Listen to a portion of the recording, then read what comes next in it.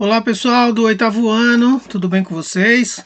Vamos aí para mais uma aula de História, capítulo 24, Imperialismo no século XIX, né? Bom, gente, para começar esse capítulo, né? A gente já até viu alguma coisa, né, em geografia sobre imperialismo, né, ou o que podemos entender também como neocolonialismo no século XIX, ou seja, só para recapitular um pouquinho aí para vocês, foi em relação à dominação europeia sobre o continente africano, não é? Só que a gente não vai parar por aí, a gente vai avançar um pouquinho mais, que a gente vai ver imperialismo na Ásia e, no caso, também no Brasil, né? Tratando-se aí, no Brasil não, na América Latina, né? Tratando-se de Estados Unidos, América Latina. Bom, mas só para recapitular essa parte para vocês, né? Imperialismo no século XIX, tratando-se aí da invasão, dominação europeia no continente africano, foi devido, né, as causas, né, que estavam relacionadas aí, essa política imperialista, estavam relacionadas a o surgimento, né, da segunda fase da Revolução Industrial, onde as potências europeias queriam expandir os seus mercados consumidores, queria também se apropriar das matérias-primas, principalmente do petróleo, principalmente do minério de ferro, do manganês, que produz o aço. Tudo isso era essencial para desenvolver a indústria e era o que estava mais precisando os europeus, né? Então, sendo assim, ocorre, né, essa invasão na chamada aí Conferência de Berlim, onde aí os países vão se reunir, né? E aí então vão propor aí medidas, né, voltadas para em torno desse controle do continente africano, né? Então eles vão lá e dominam o território, a população, consequentemente, vão dominar também as riquezas, né? Vão extrair o petróleo, vão extrair minério e tudo mais. Bom, essa exploração, né, ela se dá também por meio da população, ou seja, por meio da mão de obra barata, né, praticamente aí comparada à escravidão. Vai se dar também por meio de uma dominação territorial, onde vai fazer com que o próprio africano fica excluído do seu território, né? As melhores terras vão pertencer ali aos europeus, né? Isso a gente vai falar, né, de uma política que vai seguir por todo o período imperialista, né, toda a política imperialista de todos os países da Europa, né? Então, no caso aí, os próprios africanos vão ficar excluídos do seu território, sendo então jogados a terras, né, a lugares improdutivos onde não tem interesse das potências europeias, né, de uma forma geral, né, resumidamente falando, é isso o imperialismo, né?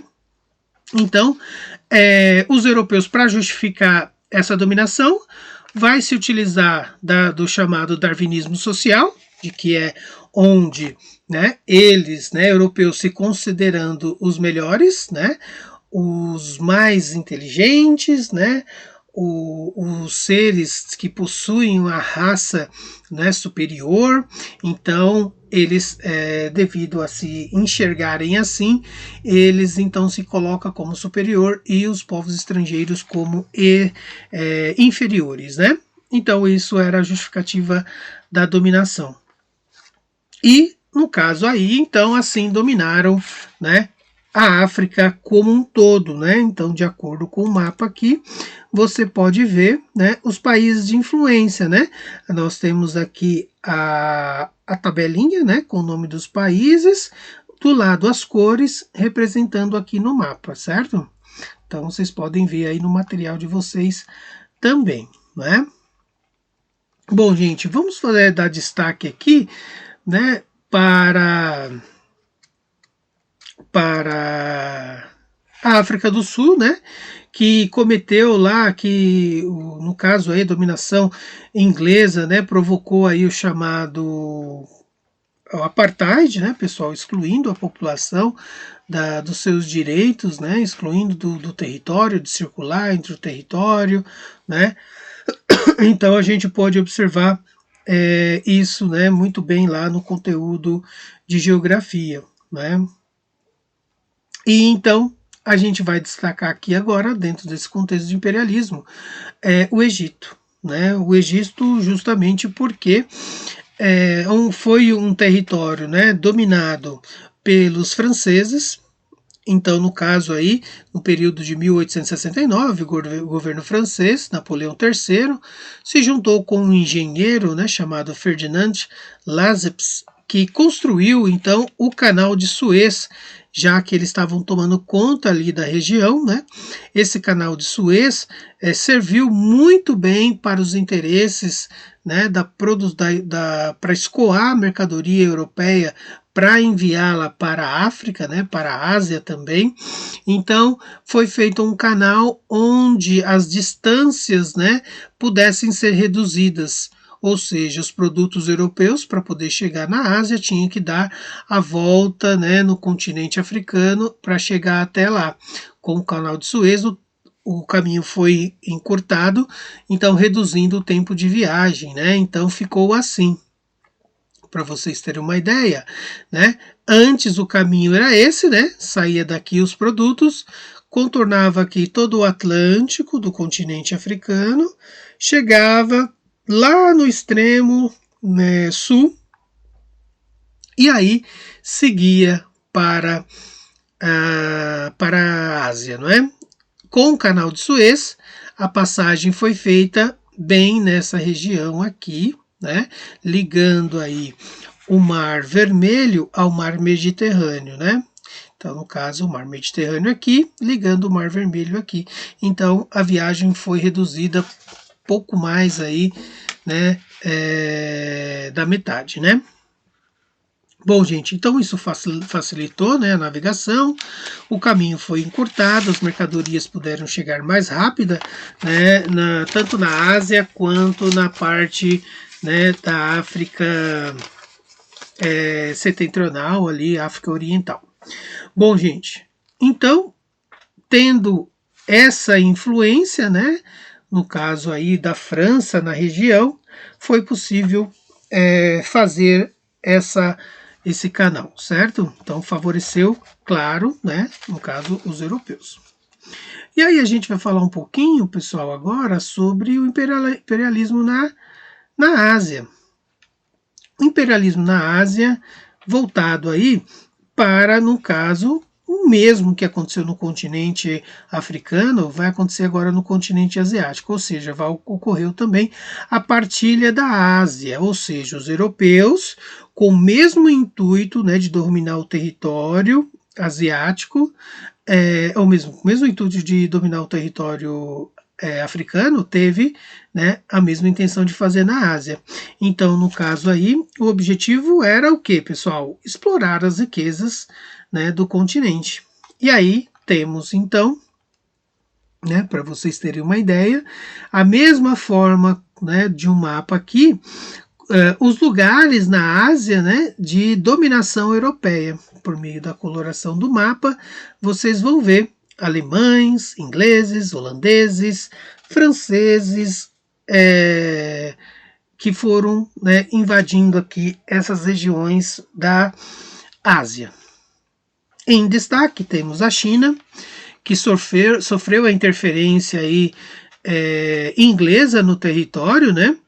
E a interferência, né, que os ingleses tiveram na China foi por meio claro, tomar conta do território, né, mas, sobretudo, do que ali, né, poderia ser vantajoso para a economia inglesa.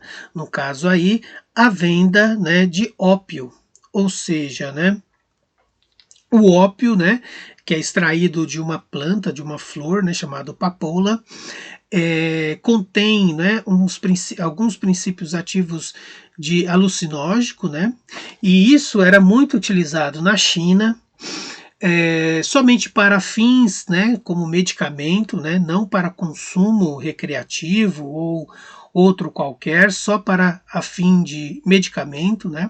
E o ópio é como se fosse um anestésico, né? E se usado em grande quantidade, dá um efeito alucinógeno, e isso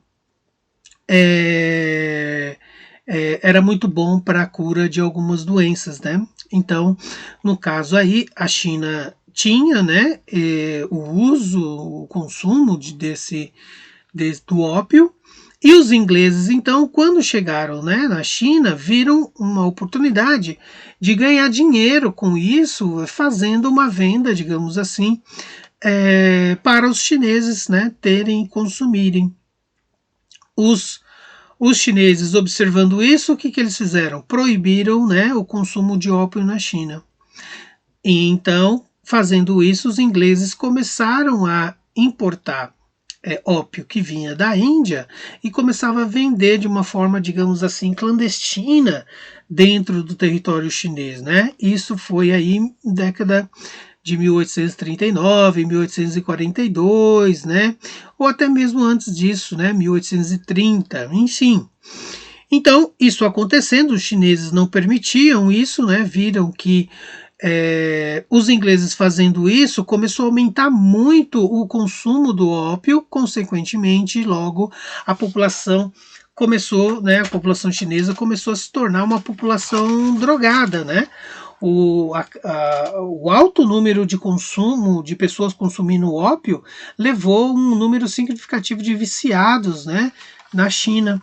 Então a China, para conter essa venda do ópio, então declarou guerra aos Estados Unidos. Desculpa, a Inglaterra. A Inglaterra, então, né, reagiu, claro, né? Ela foi então para cima da China e então, com seu poder, né, militar, conseguiu se impor, né, perante a China. Ainda mais, né, quando soube que a China tinha destruído, né, um carregamento de ópio, né, que vinha da Índia, que que pertencia, né, à Inglaterra. Então isso acontecendo, né, os chineses queimando, né, destruindo essa carga de ópio, os ingleses ficaram revoltados e aí então começou, né, uma guerra contra os chineses. Os chineses perderam essa guerra, né, a guerra que durou de 1838 a 1842, então 3 anos aí de guerra. E aí então essa guerra, né, gerou profundas marcas, né, de destruição na China. A população, digamos ali, ficou arrasada com essa guerra e os ingleses então começaram a ver aí então uma chance de poder se apoderar cada vez mais da China. Então, para poder apaziguar, né, as relações, né, para poder os ingleses, digamos assim, perdoar, né, os chineses, foi feito aí um tratado chamado Tratado de Nanquim, onde, né, os ingleses exigiram o controle do território de Hong Kong, da ilha de Hong Kong, que pertence à China. E então foi concedido, né, esse território, né, e então os ingleses tomaram conta, né, desse período aí de 1842 até 1997, ficaram sob o controle dos ingleses, né? Agora, né, a partir de 1997, agora o território pertence à China. Ou seja, né, os ingleses saíram da região. Enfim, então esse foi um problema que os chineses tiveram que enfrentar e as consequências foram danosas, né? Bom, gente, frente a isso teve também a Guerra dos Boxers, né? Em 1899, 1900. Outro problema que a China também enfrentou por causa da dominação estrangeira. A Guerra dos Boxers se referia à dominação estrangeira, né, dos europeus no continente, em especial aí os ingleses, né? Essa guerra ela vai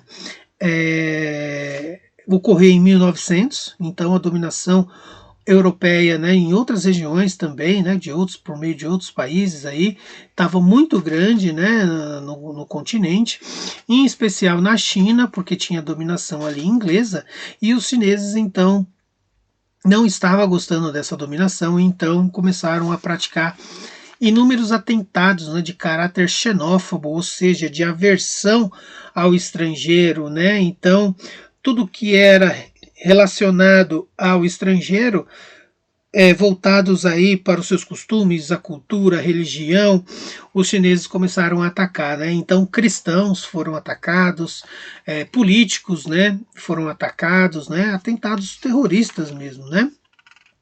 E aí tem esse nome de Guerra dos Boxers justamente por causa da época, né, da popularidade do boxer, né, que é uma luta, né, que foi aí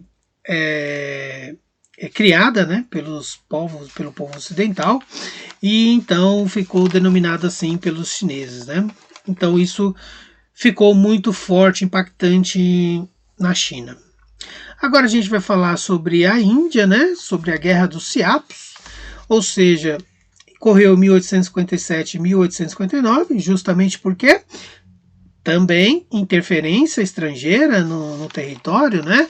E no caso aí, interferência inglesa. Quando os ingleses começaram a dominar o território indiano, eles impuseram uma política, né, política essa considerada imperialista, que era dominar o território, as plantações de algodão e fazer do povo, dos soldados, né, do corpo militar ali indiano, pessoas que pudessem, né, que claro que foram impostas, né, a tomar conta desse plantio, do carregamento, da distribuição, do armazenamento do algodão. Né? Então, no caso aí, os siapos eram soldados, né, indianos que ficaram insatisfeitos com essas imposições e então se rebelaram contra a dominação inglesa.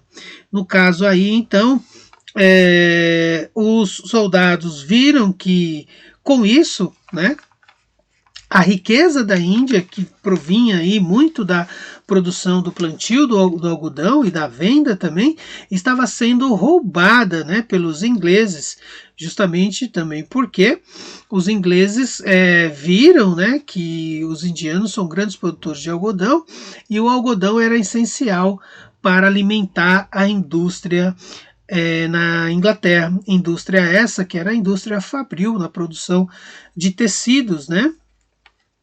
Então, no caso aí, a dominação veio por meio do território e do plantio do algodão. E também por meio do controle da produção do plantio da papoula, né, para adquirir o ópio que era comercializado lá na China, né? Bom, então a questão aí agrícola, né, estava muito evidente os interesses, né, dos ingleses na Índia.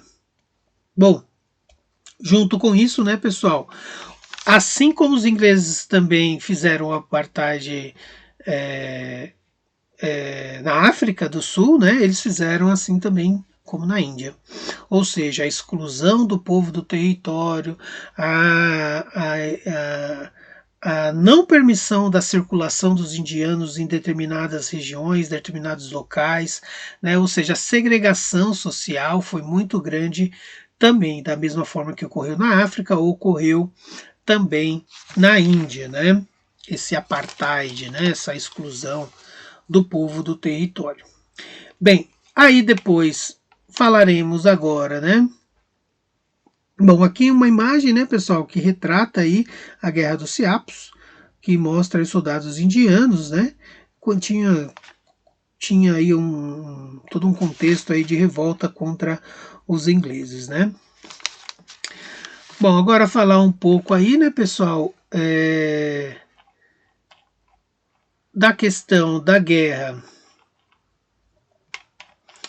ou melhor, da questão do imperialismo, a política imperialista dos Estados Unidos, né, na América Latina, que foi também, né, denominada aí uma política imperialista, justamente porque os Estados Unidos queria, né, fazer assim como os europeus fizeram na África e na Ásia, os Estados Unidos queria fazer aqui na América, né, principalmente na América do Sul, né, na América Central, ou seja, implantar uma política imperialista para dominar esse povo, né, e fazer uma política toda voltada para defender os interesses dos Estados Unidos, né? Então vamos ver como isso aconteceu. Tudo isso vai começar, pessoal, a partir, né, do momento quando começa a ocorrer na América Latina a independência dos países que, no caso, antes era colônia espanhola, né? Os Estados Unidos vai interferir muito na independência desses países, né? Vai apoiar essas independências, tanto diretamente quanto indiretamente, né? Então, isso aí vai se refletir num lema, né?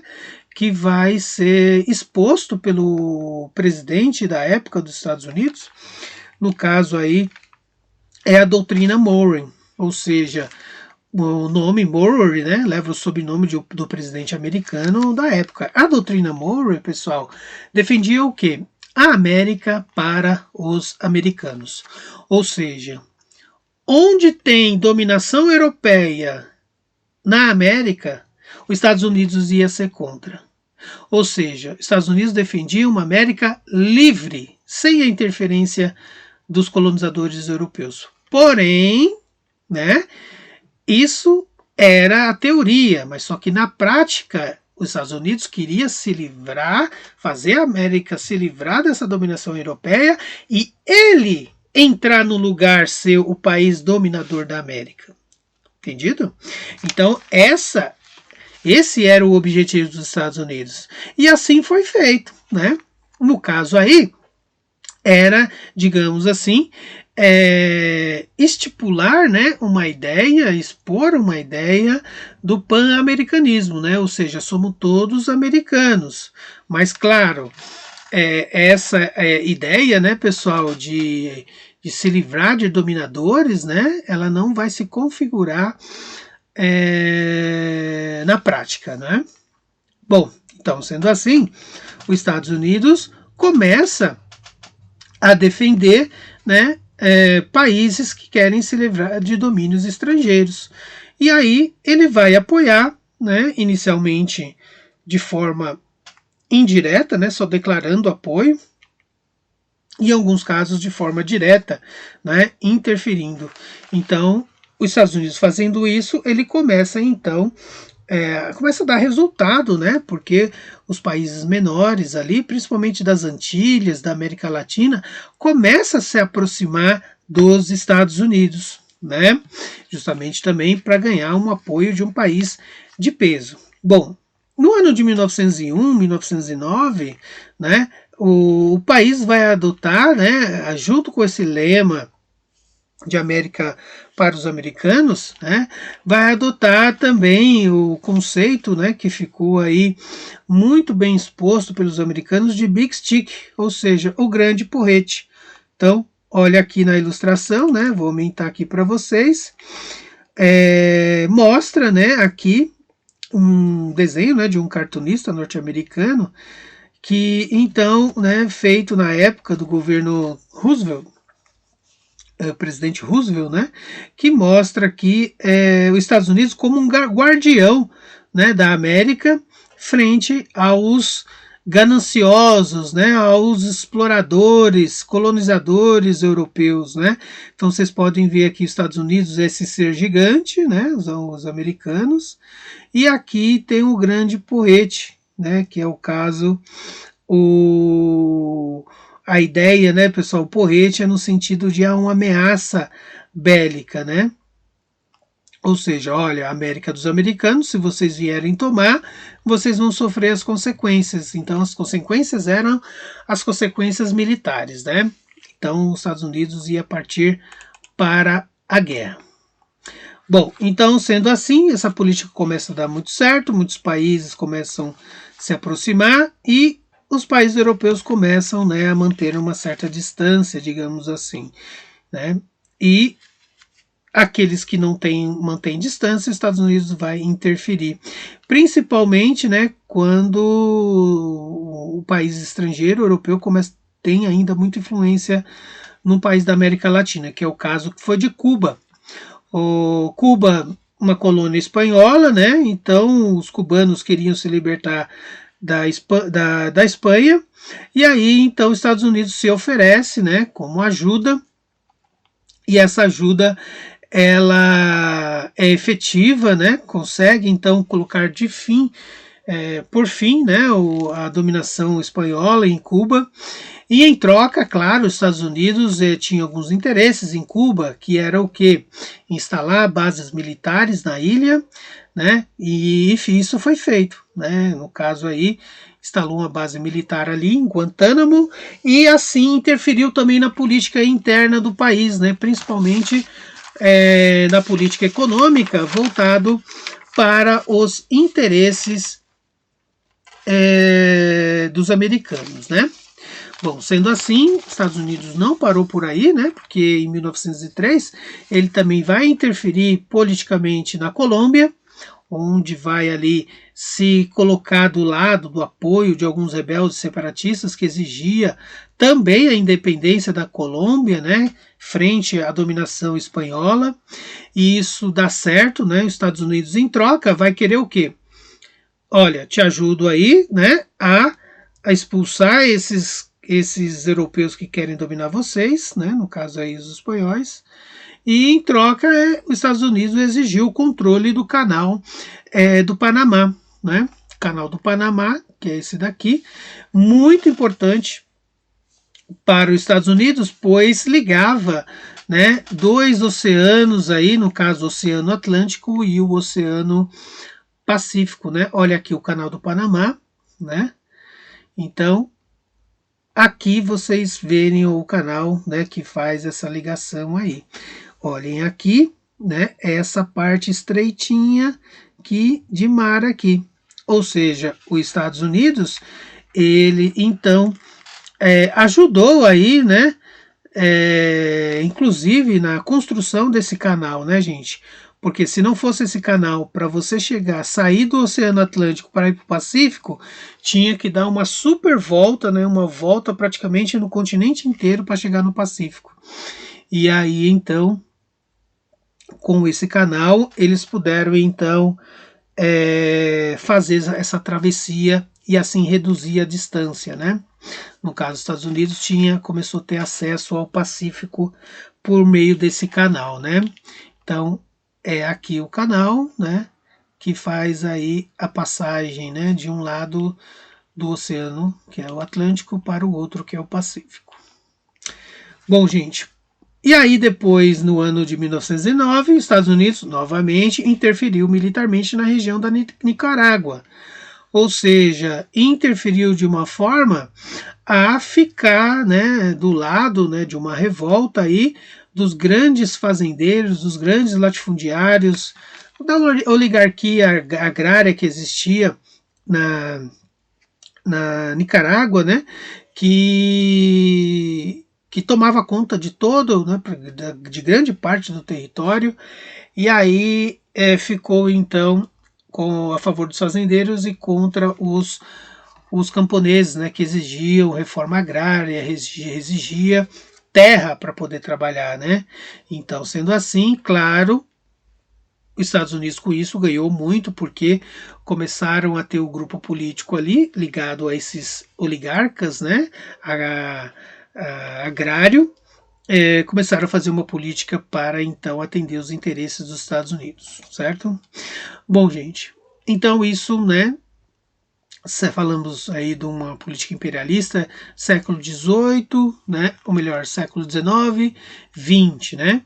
E isso, pessoal, não para por aí, né? Estados Unidos interfere em muitas regiões, sempre está do lado, né, dos poderosos, para então esses poderosos fazerem uma política voltada para seus interesses, né? Aqueles que não se submetem, né, a essa interferência americana, é aonde surgem os golpes, né? Os golpes de Estado, as ditaduras, né? E por aí vai. Isso vai ser um assunto que vocês vão ver mais para frente, né? Lá no ano que vem, vocês vão ver como os Estados Unidos vai agir. Aí vamos falar século XX, né? Sobre ditadura. Tudo bem, gente? Então é isso. Encerramos aqui o capítulo 24. Não esqueçam aí de fazer anotações de vocês sobre o conteúdo, dúvidas registrem também, né, que é importante.